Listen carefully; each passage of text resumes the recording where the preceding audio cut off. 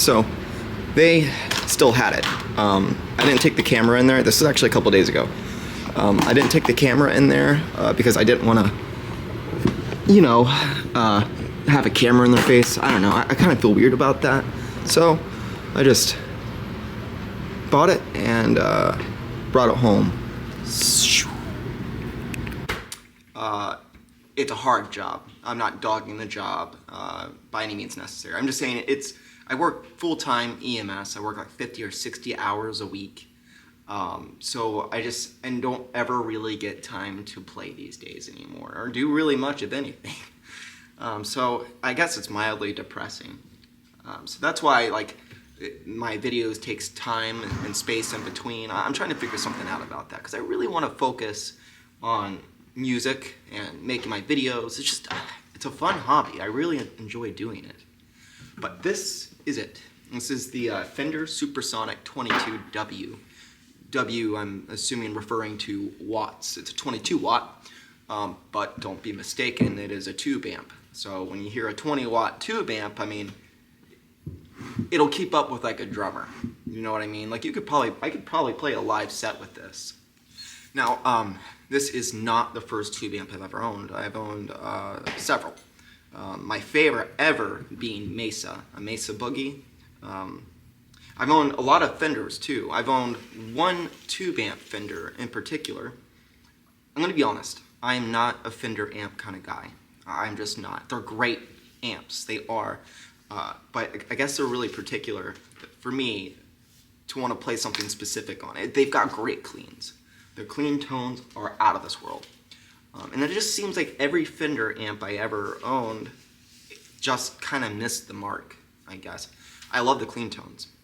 Their built-in distortion always just kind of wasn't there until this one. This one honestly blew me out of the water. I happened to get this like by happenstance. So Sky did a great job on my Christmas. She got both the Boss Katana and the Les Paul. And she's a really good listener because she knows that as far as solid state amplifiers go, Boss Katana's a pretty remarkable amp. I mean, it's not the bee's holy knees of amps, but for a solid state, it's fantastic. I think it's a great amp for what it is, and if you're a beginner, or if you just can't get that loud and you want to control your wattage and keep it low, perfect amp. Really versatile. I mean, you can change up the tones significantly on it. So you can really figure out who you are and what your personality is on a solid state.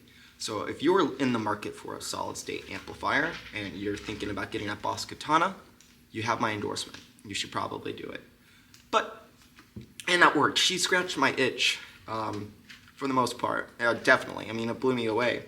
But I've always been kind of tube amp kind of guy. And so the novelty soon wore off. And it left me hurting for, did you hear that? And it left me hurting for a tube. I wanted that crystal clear, thumpy sound.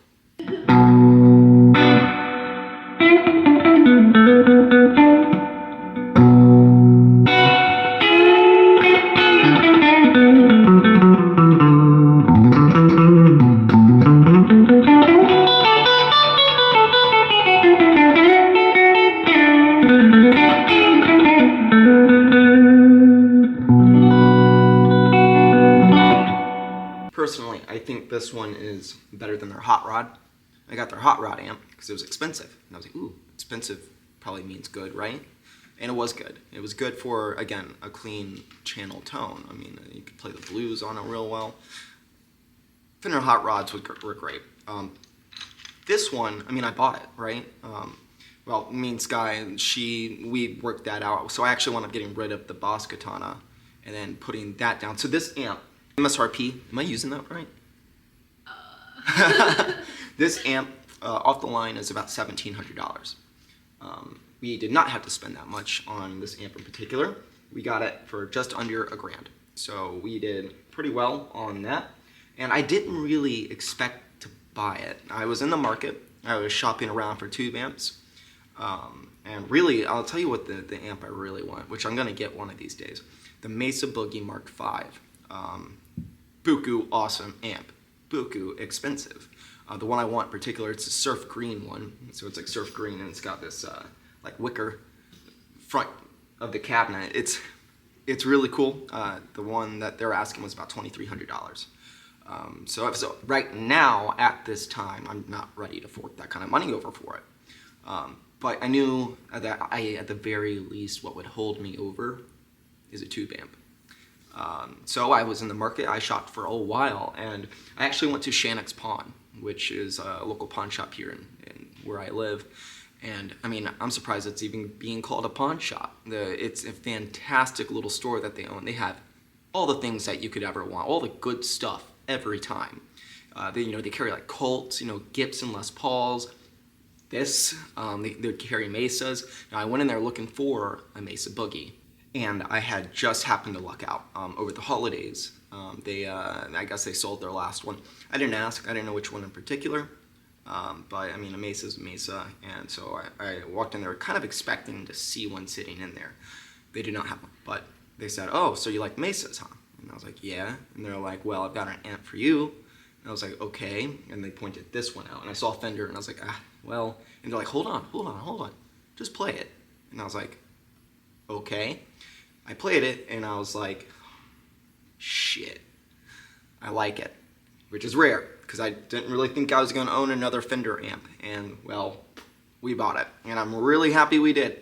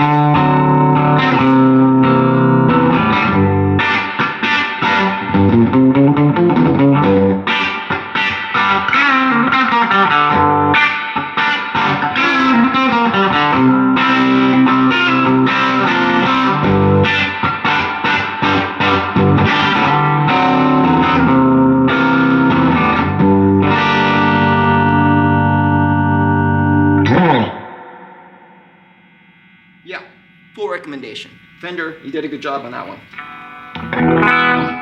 Careful and extensive experimentation, I've discovered where this amp's breakage is on its clean channel for your overdrive, and it's about 4. Not bad. I mean, remember, it's a 22 watt, which means it's going to start breaking faster than like a bigger wattage amp. When you have a bigger watt of an amp, you're going to have more, clean headroom to achieve. So you can get really loud and keep that crystal clean tone, whereas this one starts breaking up relatively soon. And I like that. I don't mind it. Thank you, honey. Yeah. I got distracted by my own my own playing. I don't know where I left off, but I'll just start with this. This is a fantastic amp. You could probably get them for anywhere between $6,000 to $1,000. These go for anywhere between there, depending on the condition. So right now I do have, I guess, a gate or I have a pedal hooked into it. It's not turned on, so I'm just going to show you the delicacies of this amp without the pedals and stuff. Now later sometime in this video maybe I might try them out. The one thing I never got rid of was my guitar pedals, because I mean I had a few, and you know, those are something you kind of collect. And I guess I knew deep down in my heart I was coming back to playing it one day. But here's a clean channel I did real quick. I took a video, a quick one, me just noodling. And the pedal that I have down here that I'm not using right now is it's an Ibanez TS9. It's a Tube Screamer, I think. It's a Tube Screamer pedal. So here is the amp. I'm on a clean channel, switch to the middle. Now it's got different settings on your foot switch. You've got vintage burn, which is, I think that's switches to your distortion. You got normal or fat, which is like a contour, much like Mesa's have. It's called contour. I guess on this one it's fat, which just thickens the sound of it. Which honestly, that's all I'm using. I keep it on that because I like the thumpiness. And then you've got reverb, of course, which a reverb on this amp is excellent. In fact, you got to be a little bit careful with it because it could be a little overpowering. So you got to keep it down on a normal setting or maybe completely off depending on what you're playing. And then there's an effects button, which I have no idea what that does. But here it is.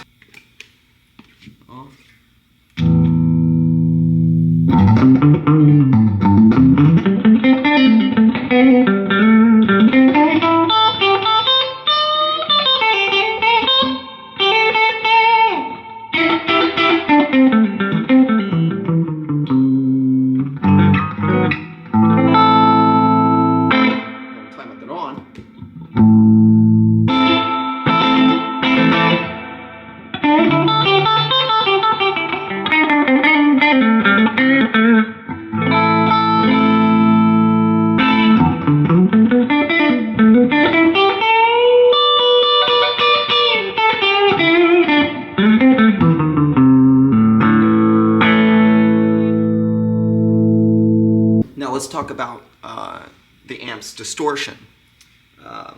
Listen, Fenders aren't known for their actual separate distortion channels, so they're just not. They're known for their cleans, and I guess that's always what has been the problem with me with Fenders in the past. That being said, this one, not bad. It's the best sounding Fender distortion I've personally ever heard. It does a damn good job, and I will show you. Enough to where, now listen, I still want a Mesa, because you can't beat it, in my opinion. But this will do. It's gonna give me the best of both worlds. I'm able to play on a good clean, and then if I really want to mix it up, which by the way, you know, I like overdrive anyway. I like pushing the amps to its limits. That's what's awesome about tube amps. You can keep it on your clean channel, maybe keep it on fat. You raise that volume, it's gonna start breaking. Now, I'm not a tube amp scientist, so I don't know why. Maybe I'll look into it and educate it in this video. But it basically breaks I guess the volume starts breaking up the sound, which causes it to go into like an overdrive sound. Now that's cool, but really I use my tube screamer. I've got a Ibanez tube screamer down here, which is one of my absolute favorite pedals to date. And in case you guys are really wanting to see it, right there, that's the tube screamer. Absolutely, totally recommend that. This is the foot switch for the Fender. As you can see, it's got that vintage burn that switches you to your distortion. That is your normal or fat, reverb, and of course the foot switch or effects button. Matter of fact, I'll give you a comparison. So I'll turn this over to its distortion, play like a real quick lick, and then I'll go back and I'll turn back to clean, and then I'll play it through my overdrive pedal, and you'll see the difference. So let's switch this bitch over.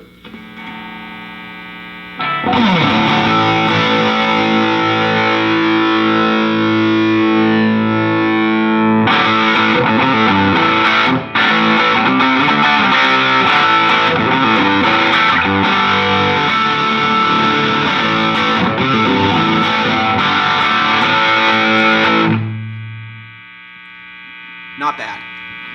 Now, let's do it again on my overdrive pedal. That is another thing I do like about Fender. They're really, really pedal friendly. You plug up a distortion or any of these pedals, it's a pedal friendly amp. You're gonna get like the best out of the pedal that you're using. In my experience that I've noticed with a Fender. Now, here's basically the same lick with my overdrive pedal.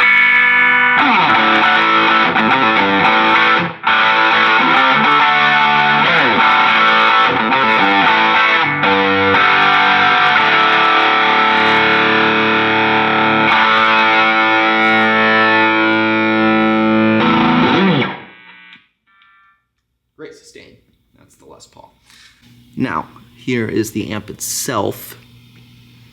Fender SuperSonic. Whoa. All the buttons and bells and whistles. Yes, I've got my treble up really high. I kind of like that whiplash sound. I've always kind of been like that. Now we're gonna check out the back of the amp. Here it is. Those are the two tubes, preamp tubes and shit, I guess. Again, I'm not like, maybe I don't know what I'm talking about. However, I do think that this speaker here is aftermarket. I don't think that's the original speaker that came with this amp. So maybe this video is not completely fair on the amp because it sounds like a beast. This guy made me some hot cocoa. Oh, there's chocolate pieces in it. Tastes like diabetes. And I know because I see it all the time. That's good, honey. Thank you.